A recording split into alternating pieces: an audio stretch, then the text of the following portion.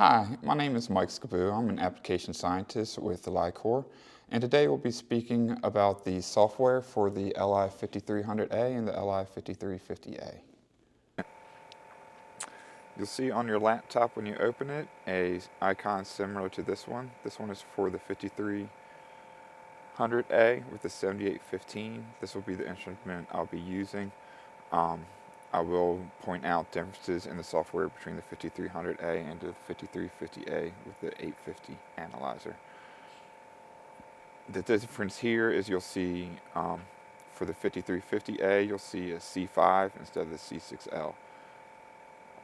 This is left over from the Apollo Sci-Tech LLC company before they were bought by LI-COR.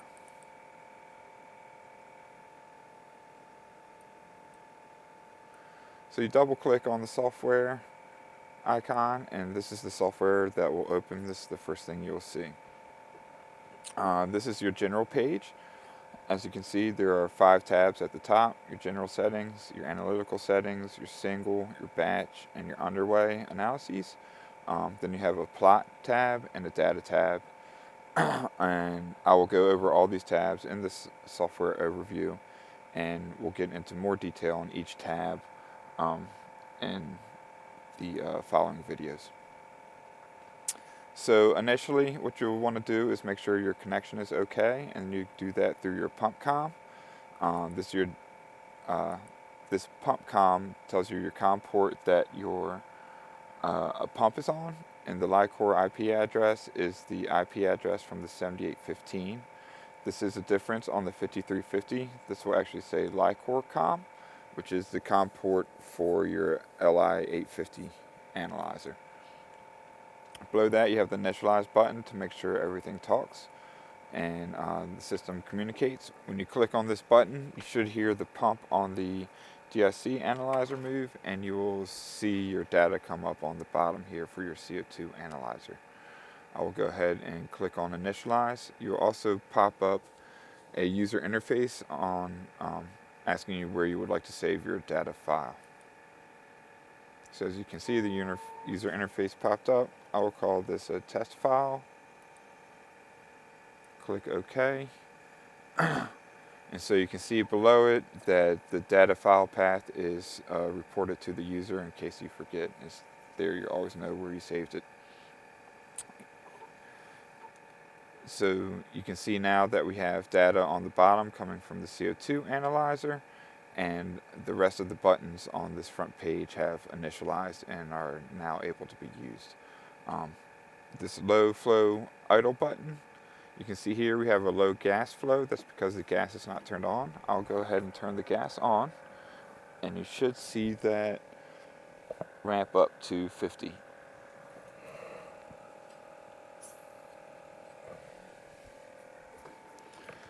So you can see the gas flow rate here on the bottom went from 0 to 50.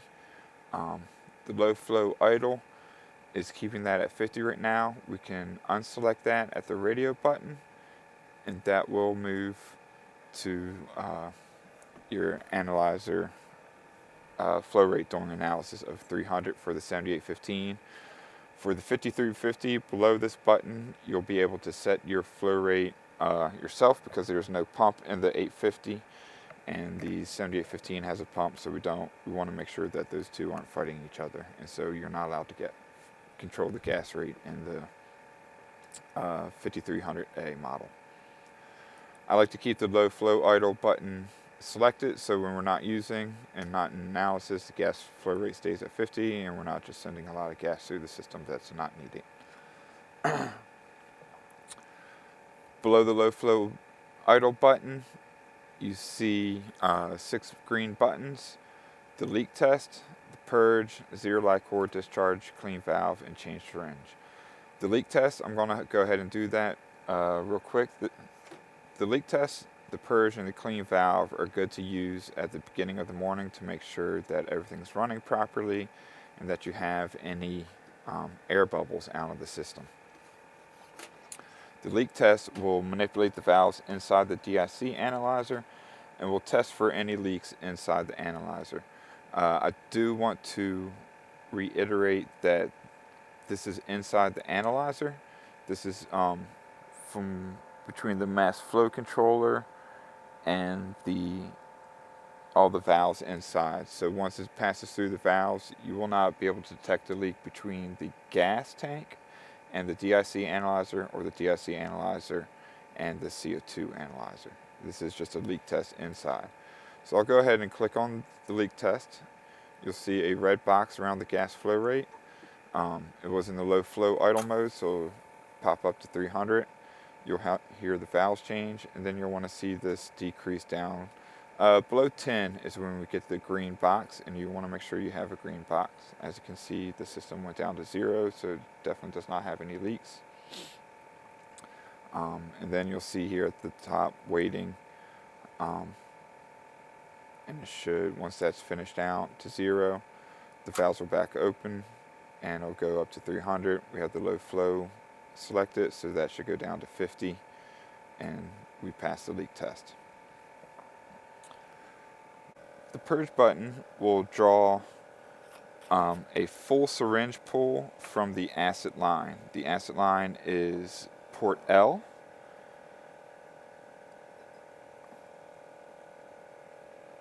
So the use of this button is, again, it makes a full pull through the acid line. So you can use this button in the beginning, and it will fill your acid line with your acid, and it will remove any air bubbles in your line to start the day so that they're not getting into an analysis.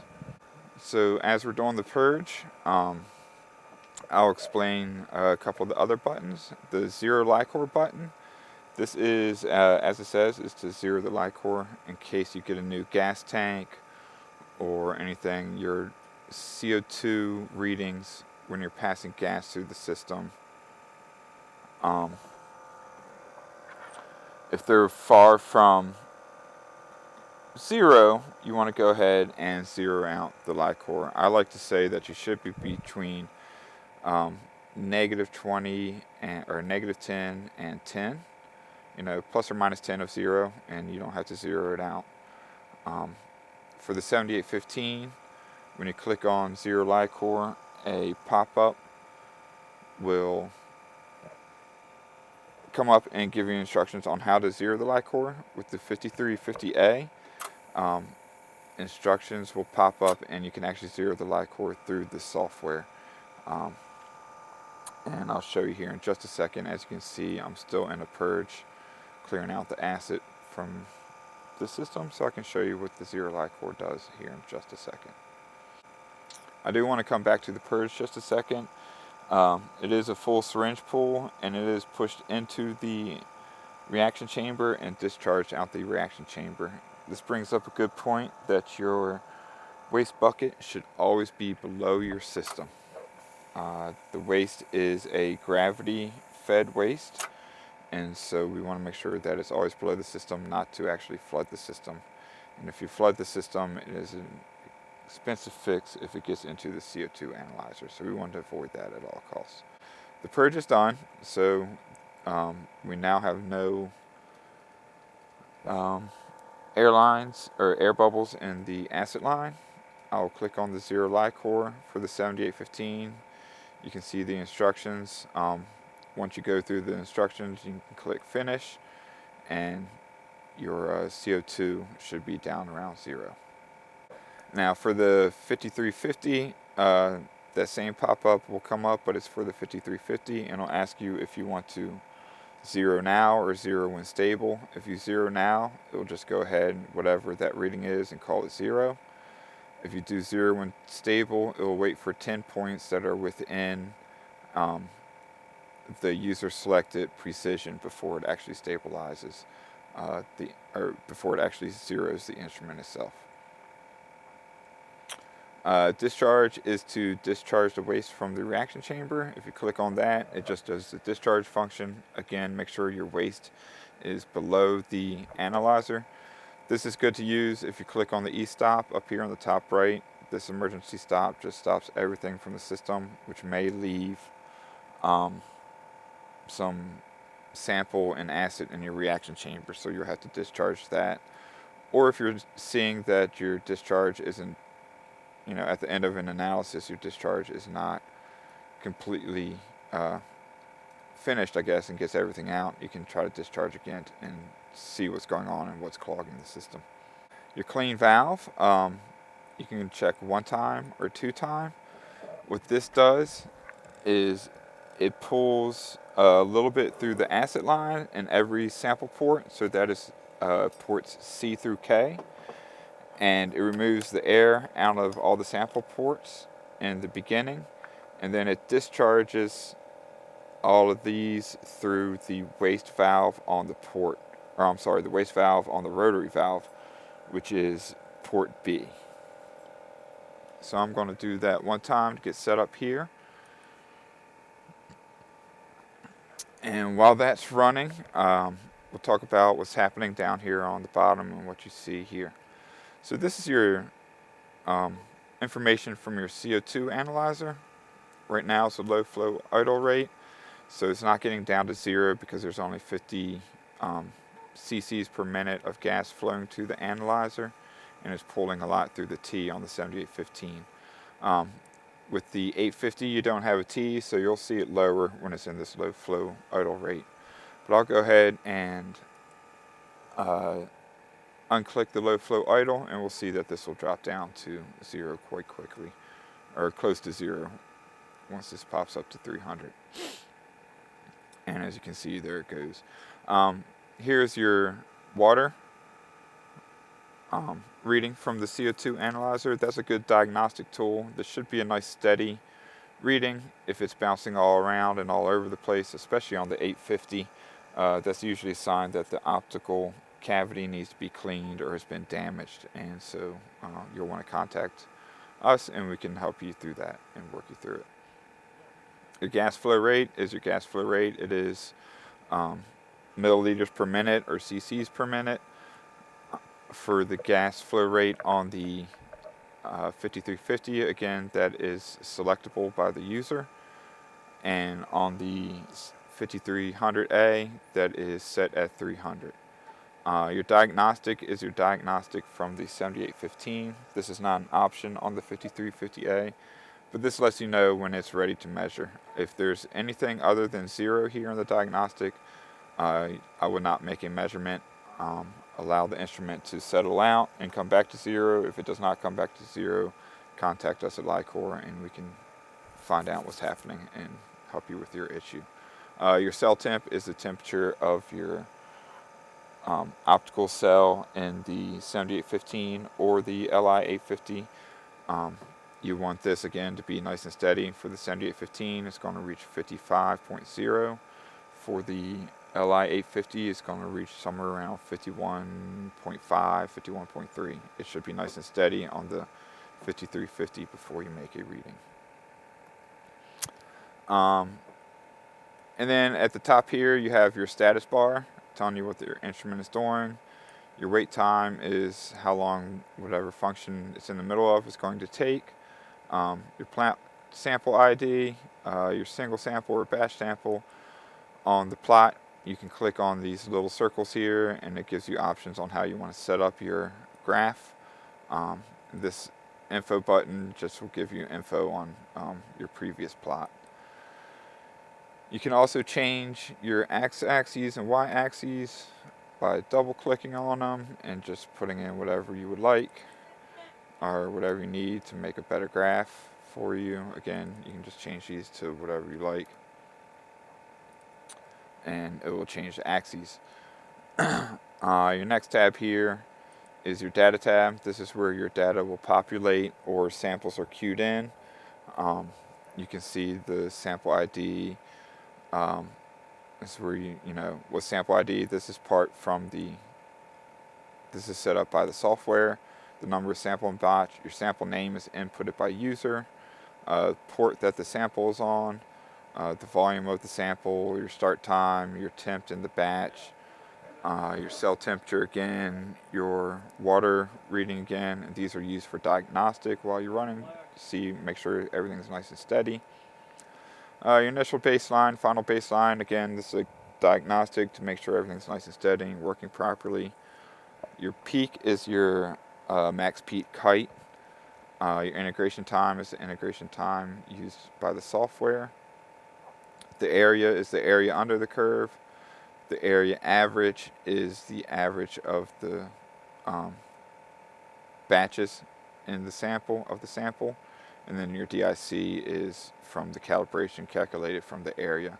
And your status will tell you if it's tested, not used, valid, bad data, and we can see that when we get into an actual measurement in following videos. So now I've done the clean valve. The change syringe button is just that, to take the syringe off. And so your syringe, if you don't use this button, you cannot take the syringe off. You cannot move the plunger manually. You have to use the software to use it as a digital pump. And the syringe and plunger are too tight to remove the syringe without pulling the plunger down. So what this will do is you click on change syringe, it pops up this little window. It tells you to select a port. You'll want to make sure that this port is not going to draw any more liquid. So what I suggest doing is actually unscrewing at the rotary valve, unscrewing the knurl and just disconnecting it all together. And then click OK. And what will happen is your syringe plunger will move about halfway down. Now you can unscrew the syringe from the valve, clean it, change it, whatever you need to do. Put it back on, reassemble everything according to the directions here, and click initialize. And then you should have a new syringe or a clean syringe, and you can start your analyses. Alright, so moving on to starting analyses, you'll use your analytical settings tab to set everything up. We can go more into detail in this analytical settings tab in a further video when we're actually making measurements. But real quickly, your sample volume is the sample, the volume of the sample you're going to analyze. You have your baseline standard deviation to know when your baseline is stable, your weight between repeats and samples, your flush volume. This is how much is pulled through at the beginning of each port to flush the tubing to make sure that you have a new sample in all the tubing. Your acid volumes you can set up by the user to know how much acid you use and need to use. Your injection speed is in steps per second. It is a 48,000 step pump. We have this set between 1500 and 2000 are your min and max. You can adjust these for your measurements. These last two are the way the software determines how to end the integration. Your end sample criteria, this is to know when a batch has passed. You want to meet this precision. This is your batch 3 of 5, so you want your best 3 out of 5 to meet this precision of 0.1%. Your standard volume samples are down at the bottom, and you can do choose either a linear fit to the standard or a broken line fit. And then you can also have multiple files. If you click on this load here, you can see you have multiple files on the way all these analytical settings are set up for different measurements in your lab. Different labs using the same instrument might need different measurements or different settings here, so those all can be saved there. Your single setting, your single tab here, again, is measurement. You can just load up a single measurement. Again, we'll get in more into this, but this is what this is for. You set your sample volume, then it pulls everything from the analytical analysis. Your batch, again, this is where you load your batch of samples. So we can delete all pending, and then we can load a batch of samples. You can see the calibration standards are loaded, and then all sample ports D through K are loaded. The volume is set up in your analytical settings, and you can also change your different amount that you load. You can change that to a 5, and it'll only load 5. Again, we'll get more into this in the measurement video. And then your underway tab, this is more of an experimental tab, but it may be useful when you're out at sea and actually you want to make underway measurements. We'll talk more about this tab in those videos. So that is a quick overview of the software. Again, these buttons, the leak, purge, and clean valve are good to use at the beginning of the day. Make sure your instrument is set and ready and running properly. It's also good to use at the end of the day. You can connect DI water into your system, into your acid and sample lines, and use these valves to, or use these buttons to clean out all your valves. But we can do that in the maintenance. And that's the software for the LI-5300A and the LI-5350A. And as always, you can contact LI-COR for any questions that you have. And there's also resources on the website and contact your distributor.